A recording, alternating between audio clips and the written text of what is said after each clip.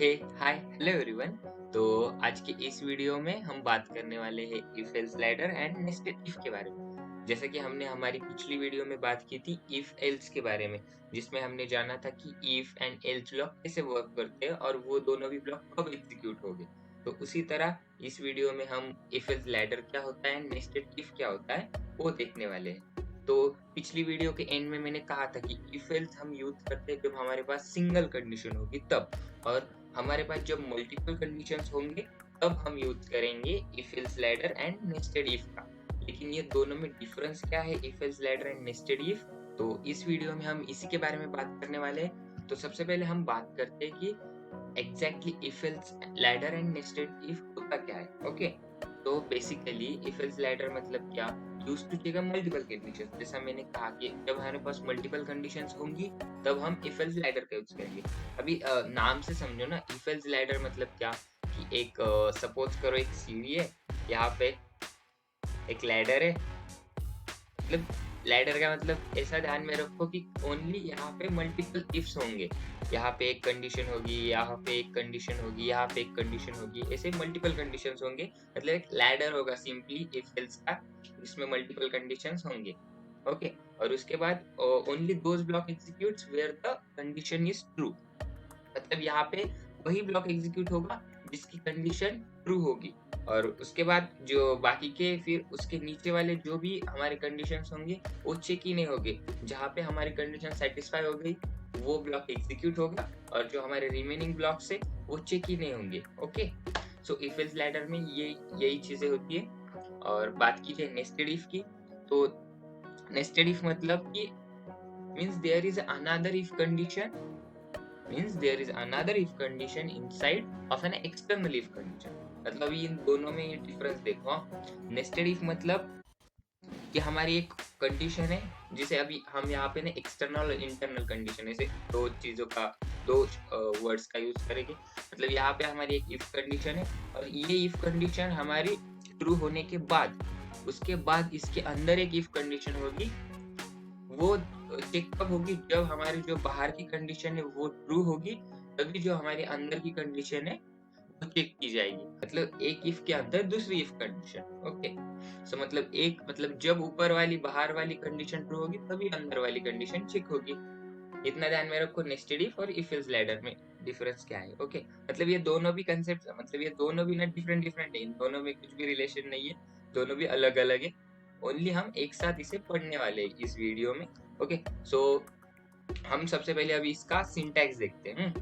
सबसे पहले if else ladder, if else ladder क्या होता है? सपोज करो सपोज करो हमारी यहाँ पे एक इफ कंडीशन है, और इफ कंडीशन के अंदर उसका कुछ स्टेटमेंट्स होंगे, और उसके बाद हमारे पास ना और भी कंडीशंस है। तो तब हम क्या करेंगे? लेकिन हमने तो इफ एल्स में ओनली ये देखा कि एक इफ ब्लॉक होता है, एक एल्स ब्लॉक होता है, लेकिन जब हमारे पास बहुत सारे कंडीशंस होंगे तब क्या करेंगे? तो उसके लिए हमारे पास होता है एल इफ, बोलते हैं इफ, एल इफ और उसके बाद एल्स। ओके, तो मेरे पास अगर मेरे पास दो कंडीशंस है तो मैं इफ लिखूंगा और इफ के बाद एलिफ लिखूंगा। एलिफ में भी सेम इफ की जैसी ही कंडीशन होगी, और उसके बाद इस ब्लॉक के कुछ अपने स्टेटमेंट्स होंगे, और उसके बाद आएगा एल्स, और एल्स के कुछ स्टेटमेंट्स होंगे अपने। अगर वो ऊपर वाली दोनों भी कंडीशन सेटिस्फाई नहीं होगी तो हमारा एल्स ब्लॉक एग्जीक्यूट होगा। अभी यहाँ पे देखो, यहाँ पे समझने की कोशिश करो कि जो हमारा इफ ब्लॉक है उसकी कंडीशन है। ओके, अगर ये कंडीशन ट्रू हो गई तो आगे आगे चेक ही नहीं करेगा, आगे कंट्रोल सी, मतलब आगे की जो कंडीशन है वो चेक ही नहीं होगी। हाँ, आगे की कंडीशन चेक नहीं होगी, इसका मतलब क्या कि अगर ये इफ ब्लॉक है और इसकी जो कंडीशन है वो ट्रू हो गई, तो इसके अंदर के जो भी स्टेटमेंट्स है, मतलब ये पूरा इफ ब्लॉक जो भी है इसके अंदर, वो सारा एग्जीक्यूट होगा। इफ के अंदर कंट्रोल्स जाएंगे हमारे, और उसके बाद ये एल इफ और ये नीचे का जो भी पार्ट है ना वो चेक ही नहीं होगा। मतलब एक बार हमारा इफ चेक हो गया, इफ ट्रू है, ओके, सो उसके बाद जो हमारे नीचे के कंडीशन है वो चेक ही नहीं होंगे। ओके, मतलब ऐसा समझ लो कि अगर हमने इतना सोचा है कि वो एक स्टूडेंट है, उसको अबो 90 मार्क्स है या नहीं वो चेक करने। ओके, अगर उस स्टूडेंट को अबो 90 मार्क्स है, उस स्टूडेंट को अबो 90 मार्क्स, ये कंडीशन सेटिस्फाई हो गई, ये ट्रू हो गई, तो उसके बाद हम ये थोड़ी चेक करने वाले कि उसे अबो 80 है, उसे अबो 70 है, उसे अबो 60 है, अबो 50 है। अगर उसे अबो 90 है तो इसका मतलब उसे अबो 80, अबो 70, अबो 60, अबो 50 तो है ही, तो उसे बार-बार चेक करने की ज़रूरत क्या है? ओके। लेकिन अगर उस स्टूडेंट को अबो 90 नहीं है, मतलब ये कंडीशन सैटिस्फाई नहीं होगी, तो उसके बाद हमें तो चेक करना पड़ेगा ना कि फिर उसे अबो 80 है। अगर अबो 80 है तो हाँ, फिर यहाँ से आगे चेक करने की ज़रूरत नहीं। लेकिन अगर उस स्टूडेंट का अबो 80 भी नहीं है मार्क्स, तो उसके बाद हमें फिर अबो 70 चेक करना पड़ेगा, उसके बाद अबो 60 चेक करना पड़ेगा, फिर उसके बाद अबो 50 भी चेक करना पड़ेगा। ओके, अगर यहाँ पे हमारी कंडीशन ट्रू हो गई, तो उसके बाद हम चेक करना बंद कर देंगे, क्योंकि अगर अबो 50 है तो ऑब्वियसली उसका मतलब उसे अबव 40 तो है ना, तभी तो अबव 50 वाली कंडीशन सेटिस्फाई होगी। ओके, सो ये सिंपल लॉजिक है इफ एल्स लैडर का। आई होप कि आपको ये इसका वर्किंग समझ में आ गया होगा। और यहाँ पे मैंने, अगर हमारे पास सिंपली एल इफ है ना, वो हम कितनी भी बार यूज कर सकते हैं, जितने हमारे पास कंडीशन है, मल्टीपल कंडीशन, उतनी बार हम एल इफ का यूज कर सकते हैं। सबसे पहले आएगा इफ। ओके, इफ के बाद आएगा एल इफ। अगर हमारे पास और भी कंडीशंस होगी तो उतने बार एलिफ आएगा। एलिफ वो कंडीशन, उसके बाद फिर से एलिफ वो कंडीशन, उसके बाद फिर से एलिफ वो कंडीशन, और जहाँ पे हमारी सारी कंडीशंस कंप्लीट हो गई उसके बाद आएगा हमारा एल्स ब्लॉक। मतलब जो ऊपर वाली कौन सी भी कंडीशन अगर ट्रू नहीं हो गई तो उसके बाद हमारा एल्स ब्लॉक एग्जीक्यूट होगा। ओके, उसके बाद हमारा नेस्टेड इफ। नेस्टेड इफ अभी जैसा मैंने कहा कि नेस्टेड इफ मतलब हमारे जो इफ कंडीशन के अंदर इफ कंडीशन, लेकिन अभी होता क्या है, डायग्रामेटिकली आपको एक्सप्लेन करने का ट्राई करता हूँ। सो सपोज करो हमारे ये इफ ब्लॉक है, फिर इस इफ ब्लॉक के अंदर और एक इफ कंडीशन है, उसके बाद हमारा ये एल्स ब्लॉक है, ये भी इफ कंडीशन के अंदर ही है। तो अभी यहाँ पे समझने का ट्राई करो। आप मालूम है इतना अच्छा नहीं बनाया, लेकिन हमें समझने से मतलब। ओके, सो यहाँ पे हमारी जो यहाँ पे ये ट्राई करो। सबसे पहले ये जो हमारा इफ है, मैं इसे एक्सटर्नल इफ बोलूंगा और इसे मैं इंटरनल इफ बोलूंगा। ओके, सो ये ध्यान में रखना। तो हमारे जो एक्सटर्नल इफ है ना, ये जो इफ कंडीशन है ना, सबसे पहले वो चेक की जाएगी। अगर ये कंडीशन फॉल्स है, ओके, ये कंडीशन सेटिस्फाई नहीं हो गई, तो सिंपल ये कुछ कंट्रोल्स अंदर जाएंगे नहीं, सीधा जो हमारा एल्स ब्लॉक है नीचे का वो एग्जीक्यूट हो जाएगा। ओके, और उसके बाद जो हमारा नॉर्मल फ्लो है वो कंटिन्यू होगा। लेकिन सपोज करो हमारी ये कंडीशन ट्रू है। ओके, सो ये कंडीशन ट्रू होने के बाद जो हमारे कंट्रोल्स है वो इस इफ ब्लॉक के अंदर जाएंगे, और इस इफ ब्लॉक के अंदर हमारे जब कंट्रोल्स जाएंगे तब इस उसके अंदर भी हमें और एक इफ ब्लॉक देखने को मिलेगा। सो तो वो भी चेक होना ही है ना, ऑब्वियसली वो भी एक इफ ब्लॉक है, उसकी भी खुद की एक अपनी कंडीशन है, तो यहाँ पे इसे भी चेक किया जाएगा। अगर ये फॉल्स है तो इसका भी एल्स ब्लॉक एग्जीक्यूट होगा, और फिर उसके बाद नॉर्मल जो फ्लो है वो कंटिन्यू होगा। ओके, लेकिन अगर ये इफ जो अंदर वाली इफ इनसाइड वाली इंटरनल इफ कंडीशन अगर ट्रू है तो वो एग्जीक्यूट हो जाएगी, और उसके बाद हमारा नॉर्मल फ्लो कंटिन्यू होगा प्रोग्राम का। सो बस यहाँ पे इतना ध्यान में रखो कि जो हमारे अंदर वाली कंडीशन है ना, ये चेक कब होगी, मैं चेक कब होगी ये बोल रहा, एग्जीक्यूट तो होना तो वो कंडीशन पे डिपेंड है, ट्रू होगी तो एक ब्लॉक एग्जीक्यूट होगा, नहीं तो नहीं होगा। लेकिन ये चेक भी कब होगी, जब हमारा जो एक्सटर्नल इफ कंडीशन है ना ये ट्रू होगी, तभी वो कंट्रोल्स अंदर जाएंगे और तभी हमारा जो इंटरनल इफ कंडीशन है वो चेक होगी। ओके, सो आई होप आपको ये दोनों भी थोड़ा सा थेरोटिकली थोड़ा सा तो आइडिया आ गया होगा। अभी मैं इसका आपको दोनों का भी प्रोग्राम करके आपको समझाता हूँ। तो उसके लिए हम हमारे पाइचाम में जाएंगे। सबसे पहले हम इफ एल्स लाइडर का प्रोग्राम बनाएंगे। ओके, सो सपोज वही एग्जांपल लेंगे कि अबो स्टूडेंट को चेक करेंगे कि अबो 90 है, अबो 80 है, अबो मतलब उसके हिसाब से उसको ग्रेड्स देंगे। ओके, अगर सपोज करो हम ऐसी कंडीशंस रखेंगे। ओके, कमेंट करता हूँ मैं। सपोज करो कि अगर स्टूडेंट को मार्क्स है ग्रेटर देन 90 तो ए ग्रेड देंगे, अगर स्टूडेंट को मार्क्स ग्रेटर देन 70 तो सी ग्रेड देंगे। तो ऐसा ही कंटिन्यू करेंगे टिल 60। ओके, मतलब 4 से 5 कंडीशन आएंगी। तो सबसे पहले हम यूजर से एक इनपुट लेंगे, इंटीजर इनपुट लेना है हमें। सो सबसे पहले हम मार्क्स नाम का एक वेरिएबल बनाएंगे जिसमें हम हमारा जो इनपुट है उसे इंट में टाइप कास्ट करेंगे। Enter student marks. ओके, सो हमारा मार्क्स में जो यूजर इनपुट डालेगा वो मार्क्स में आएगा। Sorry for spelling mistake. Okay, so अब यहाँ पे हम चेक करेंगे, हमारी इफ कंडीशन अप्लाई करेंगे। सो चेक करेंगे कि is marks greater than 90। Okay, और मैंने पिछले भी वीडियो में ना वो ग्रेटर देन का यूज किया था, तो ऐसा नहीं है कि हर कंडीशन में वही यूज होगा, वो ऑपरेटर से कौन सा भी ऑपरेटर यूज कर सकते हैं हम। लेकिन मैंने बस वो डिटेल में इसलिए नहीं बताया कंडीशन के बारे में स्पेसिफिकली, कि हम जो ऑपरेटर्स है ना वो नेक्स्ट वाली वीडियो से हम ऑपरेटर्स के बारे में पढ़ने वाले हैं। ओके, तो फिलहाल तो हम सिर्फ ग्रेटर देन वाला यूज कर रहे हैं। ओके, तो if marks is greater than 90 then print A grade। Okay, और अभी लेट्स टेक एन, अभी यहाँ पे हम सीधा ऐसा नहीं कर सकते ना, जो हमने इफ एल्स, यहाँ पे इसकी जरूरत क्यों पड़ने वाली है हमें इफ एल्स लैडर की, वो समझने का ट्राई करो। मतलब अगर स्टूडेंट को अबो 90 मार्क्स है तो A ग्रेड आएगा। एल्स एल्स में हम सीधा ऐसा कौन सा नहीं ग्रेड दे सकते ना, उसे 80 के अबो भी हो सकते हैं तो उसको बी ग्रेड भी हो सकता है, उसे फिर 70 के अबो भी हो सकते हैं तो उसे सी ग्रेड हो सकता है, 60 के अबो हो सकते हैं तो उसे डी ग्रेड भी हो सकता है ना। तो इसके लिए ना हमें मल्टीपल कंडीशंस अप्लाई करनी पड़ेंगी, हर बार चेक करना पड़ेगा कि उसे अबो 90 है या अबो 80 है या अबो 70 है या अबो 60 है। ओके, तो उसके लिए हम इफ का यूज करेंगे, जैसा मैंने कहा if marks is greater than 80 print B grade, if marks is greater than 70 B grade। और अब इसके बाद हम यूज करेंगे else, और इसमें प्रिंट करेंगे student has less than 70 marks. Okay, तो सबसे पहले प्रोग्राम को समझो कि हमने एक इनपुट लिया यूजर से ओनली। ओके, सो अभी हम इसे रन करते हैं, आई होप ये रन हो जाएगा। ओके, सो ये रन हो गया है। तो अभी ना हम यूजर यहाँ पे इनपुट देंगे और उसके बाद करेंगे कि हमारा प्रोग्राम सही से रन होता है या नहीं होता। सबसे पहले हम अबो 90 इनपुट देंगे।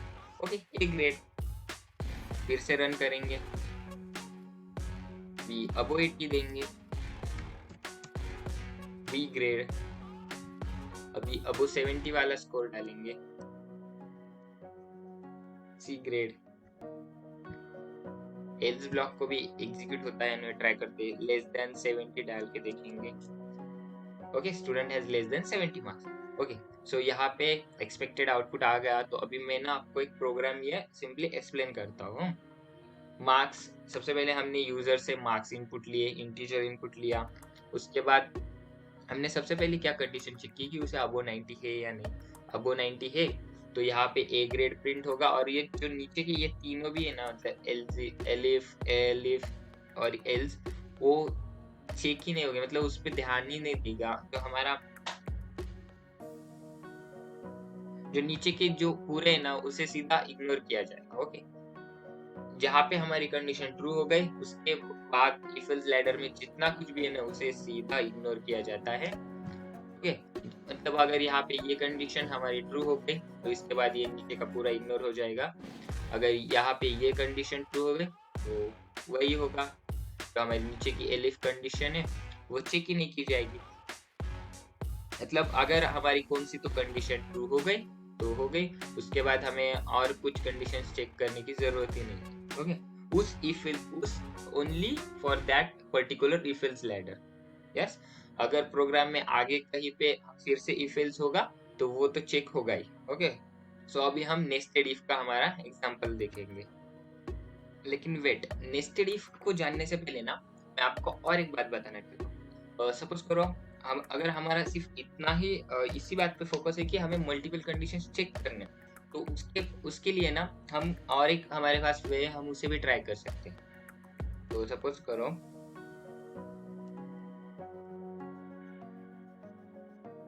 ओके, सपोज करो यहाँ पे एलिफ नाम का कुछ फीचर है ही नहीं, तो हम सीधा इफ एल्स है हमारे पास, तो इफ मतलब हम कंडीशंस अप्लाई कर सकते हैं और फिर वहाँ पे कंडीशन चेक होगी। एलिफ को ना थोड़ी देर के लिए साइड में रखो, यहाँ पे हमारी इफ कंडीशन है, हमने जैसा इफ एल्स में पढ़ा, इफ कंडीशन है उसके स्टेटमेंट है, उसके बाद फिर से एक इफ कंडीशन है उसके स्टेटमेंट से, फिर से एक इफ कंडीशन है, उसके बाद एक एल्स कंडीशन। ओके, तो सबसे पहले मैं इसे रन करता हूँ, देखते हैं ये प्रोग्राम हमारा वैलिड है या इनवैलिड है। ओके, सो एंटर स्टूडेंट मार्क्स। सपोज करो हमारे स्टूडेंट को 95 मार्क्स है, तो ए ग्रेड, बी ग्रेड और सी ग्रेड। अभी यहाँ पे ना ध्यान दो कि यहाँ पे ये तीनों भी क्यों प्रिंट हो गए। ओके, सो ये इफ एल्स लैडर और ये इफ में ना यही फर्क है कि यहाँ पे ना जो सारी कंडीशन है वो चेक होगी। ओके, मतलब यहाँ पे ये इफ भी चेक हो गया, यहाँ पे उसके बाद ये भी इफ चेक हो गया और ये भी इफ चेक हो गया। मतलब अगर उसे 90 के ऊपर है तो ऑब्वियसली ए ग्रेड प्रिंट होगा। फिर से ये भी इफ चेक होगा। अगर अगर उसे 95 है मतलब उसे 80 के भी अबो है, 70 के भी अबो है, तो ये भी कंडीशन ट्रू होगी और ये भी कंडीशन ट्रू होगी। तो इसकी वजह से ए बी सी यहाँ पे तीनों भी जो हमारी कंडीशन है, मतलब जो हमारी तीनों भी कंडीशन थी ए बी सी ग्रेड की, वो सेटिस्फाई हो गई और ए बी सी प्रिंट होगा। लेकिन अभी सपोज करो हमारे स्टूडेंट को 83 मार्क्स हैं, तो बी सी ग्रेड, क्योंकि उसे अब 90 है तो वो कंडीशन फॉल्स हो गई, नीचे की चेक हो गई। ओके, सो यहाँ पे ना मैं बस इतना ही बताना चाहता हूँ कि इस तरह ना, मतलब इस तरह कभी भी मत करना प्रोग्राम में। इस तरह ना हर बार वो कंडीशन चेक होगी, मतलब ये इफ एल्स लैडर नहीं है। मतलब इसका मतलब यहाँ पे एक कंडीशन ट्रू होने के बाद जो नेक्स्ट वाली कंडीशन है ना वो भी चेक होगी। लेकिन हमें कैसा चाहिए कि हमारी अगर एक कंडीशन ट्रू है तो हमें जो हमारी रिमेनिंग कंडीशन है उसे इग्नोर करना है, उसे चेक ही नहीं करना है। तो वो सिर्फ इफ एल्स लैडर में पॉसिबल है, जैसा मैंने इससे पहले बताया था, इफ, एलिफ और एल्स में। ओके, तो मुझे लगा कि आपको ये भी बताना इम्पोर्टेंट है, इसलिए मैंने बताया। अब हम तो अब हम नेस्टेड इफ का एक प्रोग्राम करेंगे। तो उसके लिए मैं एक न्यू फाइल क्रिएट करता हूँ, न्यू पाइथन फाइल, उसको नाम देंगे हम नेस्टेड इफ। ओके, फिलहाल सच्ची बताओ ना, मुझे तो कुछ प्रोग्राम सच्चे याद ही नहीं आ रहे, सिर्फ कुछ फालतू ही प्रोग्राम से याद आ रहे, लेकिन थोड़ा सा ठीक ठाक है। सपोज करो हम ऐसा चेक करेंगे सबसे पहले, मतलब हमें एक इंटरनल कंडीशन और एक्सटर्नल कंडीशन है ना, इतना ही है नेस्टेड इफ में। ओके, सो मैंने क्या सोचा है कि हम ऐसा करेंगे, सबसे पहले ऐसा चेक करेंगे, सिंपल मार्क्स का इनपुट लेंगे यूजर से, उसके बाद चेक करेंगे कि वो, सबसे पहले चेक करेंगे कि वो पास हुआ है या नहीं हुआ है। ओके, तो वो अगर पास हुआ है तो उसके बाद चेक करेंगे कि उसे मैथ में अब वो 80 मार्क्स है या नहीं। ओके, सो ये दो कंडीशंस होगी, सबसे पहले चेक किया जाएगा कि वो पास है या नहीं। पास होने के लिए हम वही हमारा 35 वाला क्राइटेरिया रखेंगे, अगर अब वो 35 है मतलब वो पास हो गया। उसके बाद चेक करेंगे उसे मैथ में अब वो 80 मार्क्स है या नहीं। ओके, सो हम ये दोनों चेक करेंगे। चलिए सबसे पहले प्रोग्राम करते हैं, सबसे पहले हम, तो चलिए प्रोग्राम करते हैं। तो सबसे पहले हम स्टूडेंट से परसेंटेज लेंगे। तो सबसे पहले हम स्टूडेंट से परसेंटेज इनपुट लेंगे और उसके बाद हम स्टूडेंट से, जैसा मैंने कहा, हम मैथ के मार्क्स भी हमें चेक करने हैं, तो स्टूडेंट से हम मैथ के मार्क्स भी इनपुट लेंगे।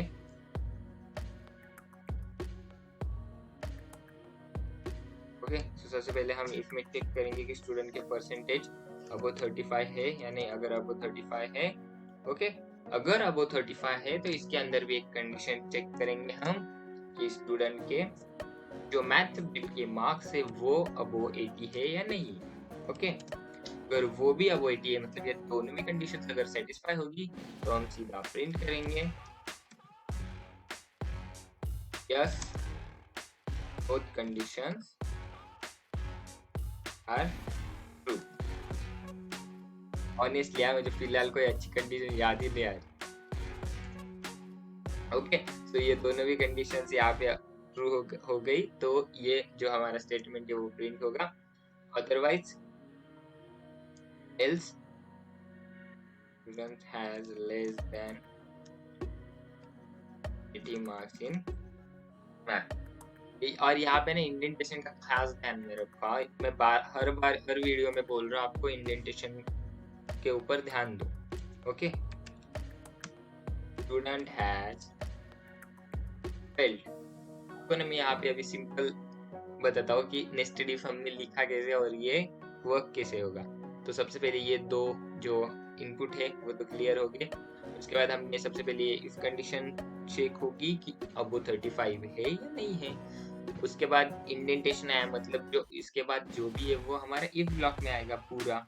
ओके, सो ये इफ की फिर ये कंडीशन भी चेक, क्योंकि ये इफ कंडीशन को भी तो अपनी खुद की कंडीशन है, खुद की वैल्यू है ना दोस्तों, तो ये भी चेक होगी। अगर ये कंडीशन ट्रू है तो हमारा ये स्टेटमेंट प्रिंट होगा। ओके, और अगर ये कंडीशन ट्रू है, कंट्रोल्स अंदर आ गए हमारे इफ ब्लॉक में, लेकिन ये कंडीशन फॉल्स है, तो हमारा जो एल्स ब्लॉक है वो एग्जीक्यूट होगा इस इफ कंडीशन में। ओके, लेकिन अगर हमारी ये ऊपर वाली मतलब एक्सटर्नल इफ कंडीशन ही फॉल्स है, मतलब वो स्टूडेंट फेल है, उसे अबो 35 है ही नहीं, लेकिन उसे मैथ में 95 भी हो गए, तो ये अंदर वाली कंडीशन चेक ही नहीं होगी, क्योंकि बेसिक क्राइटेरिया क्या है कि स्टूडेंट पास होना चाहिए, मतलब उसे मिनिमम 35% होनी चाहिए। लेकिन ये कंडीशन ट्रू है तभी कंट्रोल्स अंदर जाएंगे, फिर उसे मैथ में 100 आउट ऑफ 100 ही क्यों ना हो, सबसे पहले वो पास होना चाहिए। ओके, अगर सपोज करो कि स्टूडेंट को अबो 35 है ही नहीं, तो उसके बाद मतलब ये कंडीशन अगर हमारी फॉल्स हो गई, तभी हमारा जो एल्स ब्लॉक है वो एग्जीक्यूट होगा।